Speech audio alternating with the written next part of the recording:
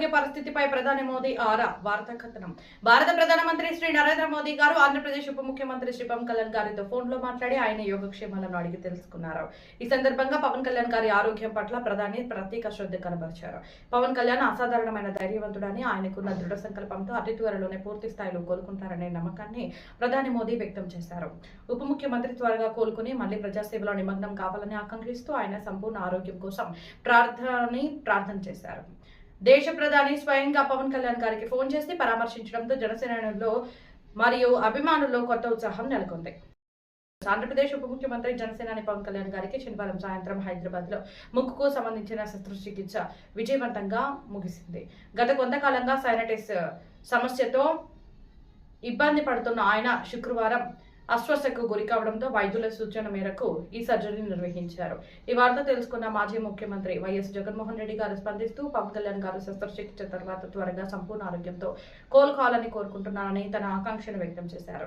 రాజకీయాలకు అతీతంగా జగన్ చేసిన ఈ వ్యాఖ్యలు ఇప్పుడు చర్చనీయాంశంగా మారాయి. ప్రస్తుతం పవన్ కళ్యాణ్ గారు కోలుకుంటున్నారని, వారం నుండి 10 రోజుల పాటు ఆయనకు విశ్రాంతి అవసరమని వైద్యులు సూచించారు. మనందరం కూడా పవన్ కళ్యాణ్ గారు త్వరగా కోలుకుని ప్రజాసేవలకు తిరిగి రావాలని మనస్ఫూర్తిగా కోరుకుందాం. Get well soon Pavan Kalyan గారు. తెలుగు రాష్ట్రాల్లో అఖండ విజయం నమోదు చేసిన జనసేన పార్టీ ఇప్పుడు తన ప్రస్థానాన్ని జాతీయ స్థాయికి విస్తరిస్తుంది. జనసేనాని శ్రీ పవన్ కళ్యాణ్ గారి ఆశయాలు, ఆయన సిద్ధాంతాలు కేవలం ఒక ప్రాంతానికో లేక ఒక భాషకో పరిమితం కావని, అవి భౌగోళిక సరిహద్దులు దాటి దేశవ్యాప్తంగా ప్రతిధ్వనిస్తున్నాయని తాజా పరిణామాలు నిరూపిస్తున్నాయి. సామాజిక మార్పు కోసం ఆయన పడుతున్న తపన, పారదర్శక రాజకీయాల పట్ల ఆయనకున్న చిత్తశుద్ధి ఇప్పుడు పొరుగు రాష్ట్రమైన కేరళ ప్రజలను సైతం విశేషంగా ఆకర్షిస్తుంది. ఈ క్రమంలోనే కేరళ రాజధాని తిరువనంతపురంలో జనసేన పార్టీ విస్తరణపై కీలక సమాలోచనలు జరిగాయి.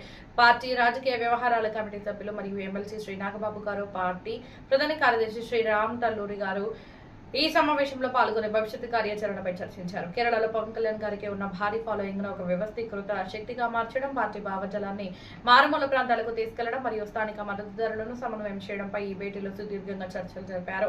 దక్షిణాది రాష్ట్రాల్లో జనసేనను ఒక బలమైన రాజకీయ శక్తిగా తీర్చిదిద్దడమే లక్ష్యంగా నాయకత్వం అడుగులు వేస్తుంది. పవన్ కళ్యాణ్ గారి నాయకత్వం పట్ల దేశవ్యాప్తంగా పెరుగుతున్న ఈ ఆదరణ, జనసేన ప్రభంజనం కేవలం తెలుగు రాష్ట్రాలకే పరిమితం కాదని, అది జాతీయ రాజకీయాల్లోనూ కీలక పాత్ర పోషించబోతుందని స్పష్టం చేశారు.